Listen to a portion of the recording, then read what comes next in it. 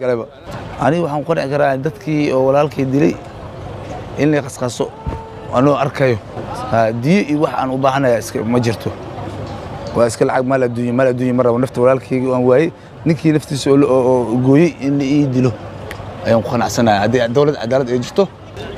halkan aad arkaysaan waa goobtii markaasi Allah u naxariistay marxuum Axmed Mukhtaar Dawla shaqadiisa ay ahayd maalintii Khamiista ay dhibaatada ku dhaceysay halkan ayuu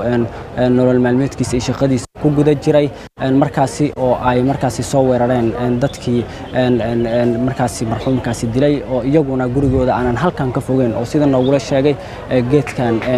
ku aadan yahay dhalab basiin baa habeen lagu soo tuuray warqadooyin baa la ii fardhiyay oo anjabaad ah وصلدقان جي دلب الزين هبين لوسة ترجاري جبتي cabdiqaadir maxamed nuur waxa uu ka mid yahay qoyskii uu ka baxay marxuum Axmed Dawlo waxa uu qabaa in ay cadaaladi u muuqato isla markaana ay ogaadeen in ay dawladii ka dambayso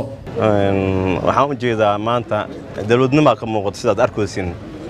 waxa la yiraahdo cadaalad daro meesha way ka baxday shakhsiyaal wax sameeyay shakhsiyaadkan wax sameeyay